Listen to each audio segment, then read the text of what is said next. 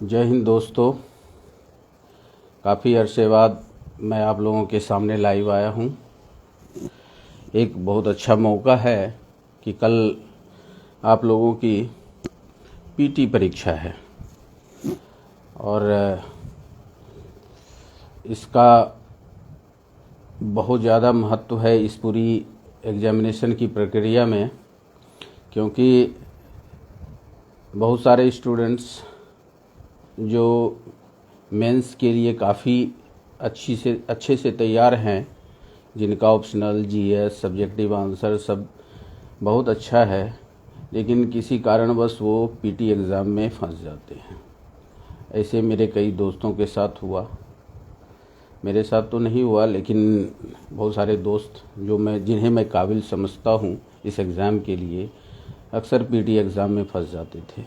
इसका जो मैंने अपना अनुभव प्राप्त किया इस एग्ज़ाम में, पीटी एग्ज़ाम को आप क्वेश्चन पेपर को दो पार्ट में बांट दीजिए। एक जो है बिल्कुल बेसिक्स होता है, जो आपने मैट्रिक तक पढ़ी, साइंस, ज्योग्राफी, हिस्ट्री और सब, और कुछ क्वेश्चंस आपके कंप्रेहेंशन पर डिपेंड करता है कि आपने कितनी गहराई से अध्ययन किया, आपकी मेमोरी कितनी अच्छी है, आप छोटी छोटी बातों पर कितना ध्यान देते हैं।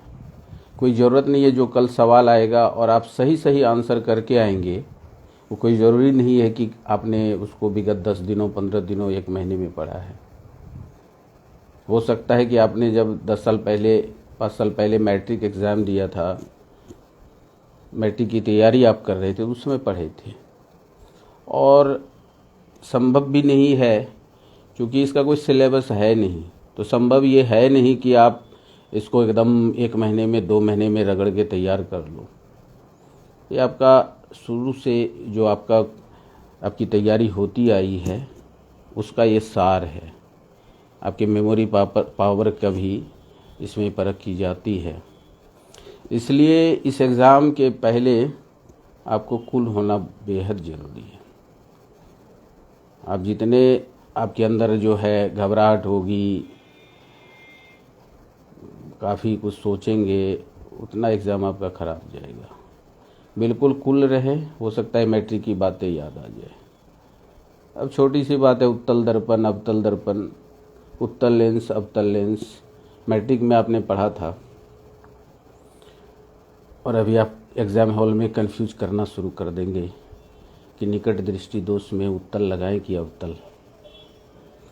और कन्फ्यूजन के साथ ही आपका वो सवाल तो जाएगा ही, आगे पीछे का सवाल भी जाना शुरू हो जाएगा, क्योंकि समय है नहीं, सेकंड्स में आंसर से है, ठीक है ना। तो इसीलिए आप कूल रहे, बिल्कुल। आप सोचेंगे पढ़ा है तो मैं तो मेमोरी में ले ही आऊँगा, कुछ रफ में फिगर वगैरह बनाए फिर याद आ जाएगा। ओहो, अवतल लेंस का निकट दृष्टि दोष में करते, बस एक ही चीज़ याद आया।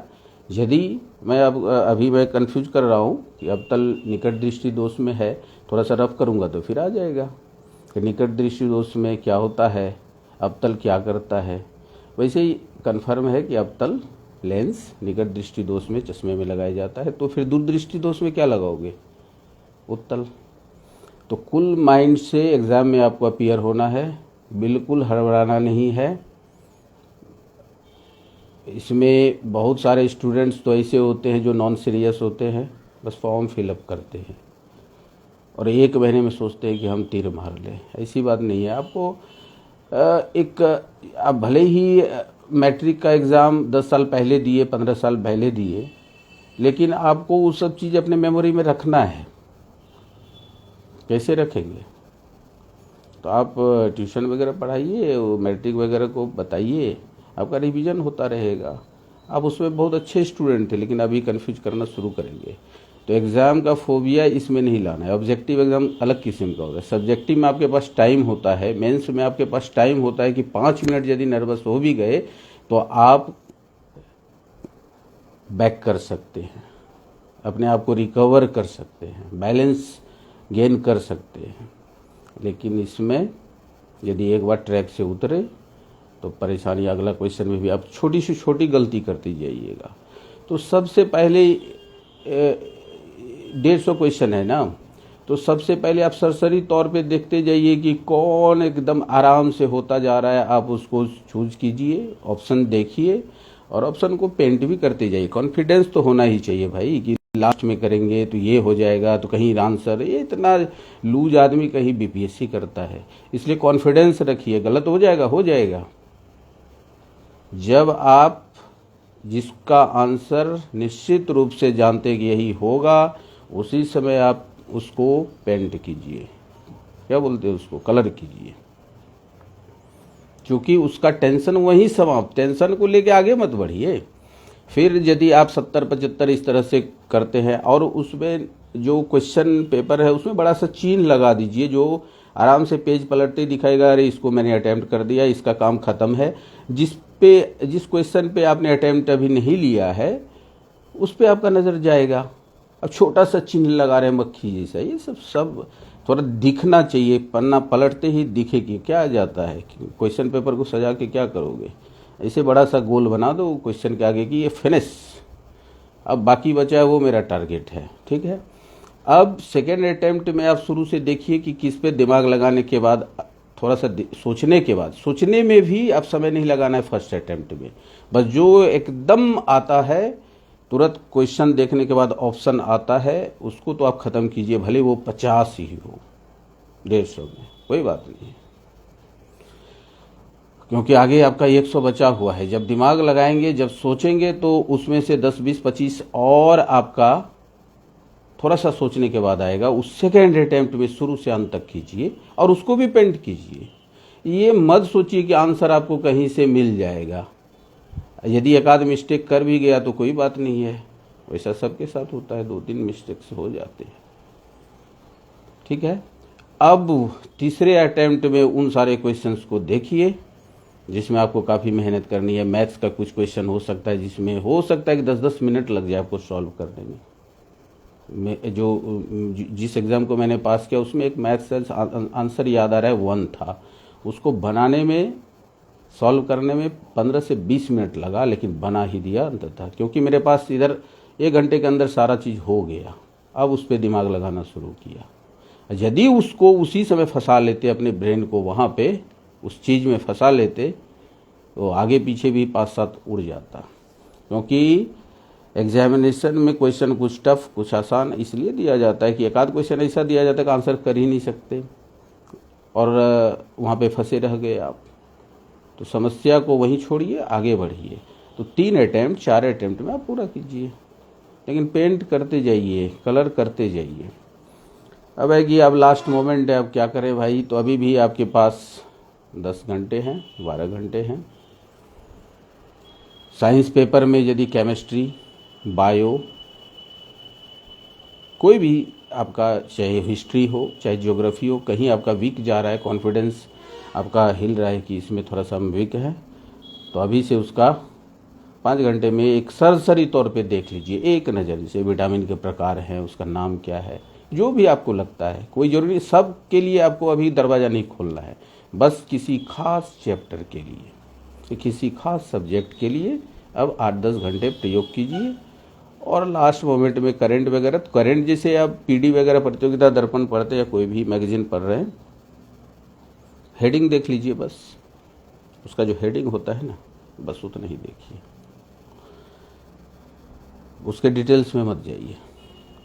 बस कुछ चीज़ों को अभी टारगेट बना के चलिए, सब का दरवाज़ा मत खोलिए।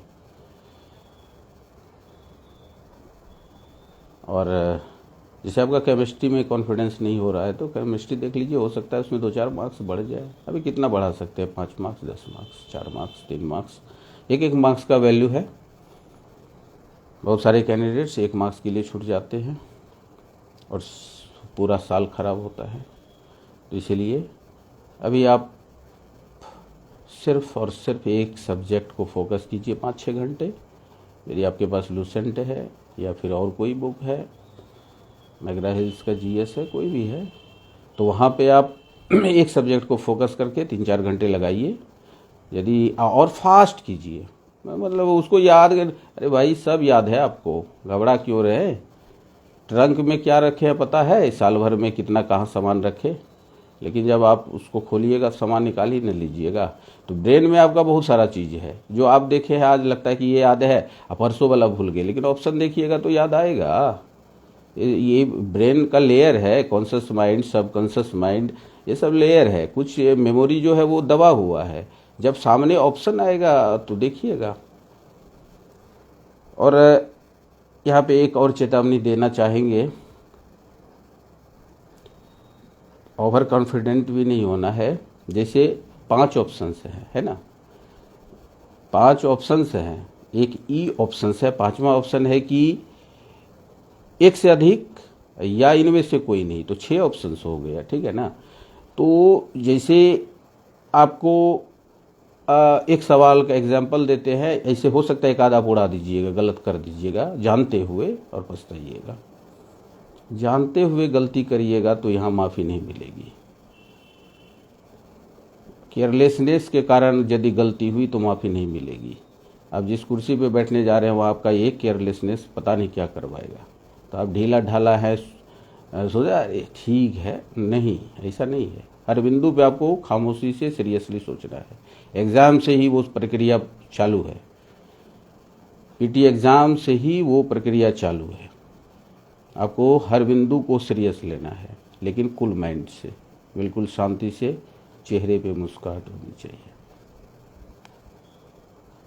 जैसे एग्जाम्पल देते हैं, अर्थशास्त्र के रचयिता कौन है? सवाल आ गया, कितना हल्का है, चाणक्य। ऑप्शन ए चाणक्य, ठक से वहां पे कलर किया चाणक्य, लेकिन ऑप्शन बी था कौटिल्य। तो 2 आंसर सही हो गया ना भाई, तो ई ऑप्शन सही होता ना। तो ऐसा मैंने एक गलती किया था, ठीक है। तो ऐसी गलती नहीं करनी है। सारे चारों ऑप्शन को कम से कम देख लीजिए कि कहीं चाणक्य ही नाम और कौटिल्य है, दोनों का नाम है और दोनों आपको दिया है। तो आपको चेक कर रहा है कि आप ये ऑप्शन को देखें और केयरलेस है क्या। 3 भी देखना है ना आपको, बस डिसीजन ले लिए। आपको पूरा क्षेत्र तो देख लेना है, फिर डिसीजन लीजिए। रबड़ी क्या है, 4 सेकंड लगेगा, 1 सेकंड में क्या है, 1 सेकंड में आप सोचते पेंट करके निकले आगे। तो ये चीज़ भी देखिएगा, एटलीस्ट चारों ऑप्शन को एक नज़र से तो जरूर देख लीजिएगा कि कहीं 1 से 2 आंसर तो नहीं सही है और जानते हुए आप गलती तो नहीं करने जा रहे हैं। बस ये छोटा सा चीज़ दिमाग में रखना है। इसके लिए ऐसा नहीं कभी रटना शुरू कर दिया कि हमको क्या क्या करना है, चारों ऑप्शन देखना है, ऐसा नहीं है। सब चीज़ आपके दिमाग में रहेगा, बस थोड़ा सा शांत रहिए। तो भाई बेस्ट ऑफ लक। हम चाहेंगे कि जो भी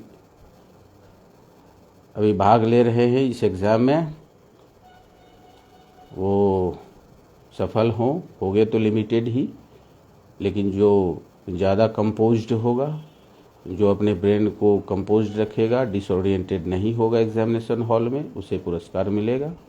वो पास करेंगे, वो आगे के चरण के लिए क्वालिफाई करेंगे। तो इन्हीं शब्दों के साथ मैं आप लोगों को बेस्ट ऑफ लक देना चाहता हूँ। साथ ही साथ मैं एक संदेशा देना चाहूँगा कि मैं इसके बाद फिर हो सकता है लाइव क्लास करूँ मेंस के लिए। तो आप लोग का उत्साह बरकरार रहे, अपने ऊपर विश्वास रखिए और एग्जामिनेशन हॉल में जाइए। पूरे टाइम से आधा घंटा पहले पहुंचिए, अपने पास रखिए आधा घंटा। वाटर बोतल लेते जाइए, च्युइंगम वगैरह लेते जाइए यदि खाते हैं, और शांति से दीजिए एग्ज़ाम। यदि आप शांति से दीजिएगा तो 10-15 मिनट पहले आप कलम रख दीजिएगा। हड़बड़ाइएगा तो फिर क्या कहना। तो जय हिंद दोस्तों, शुभ रात्रि, बेस्ट ऑफ लक।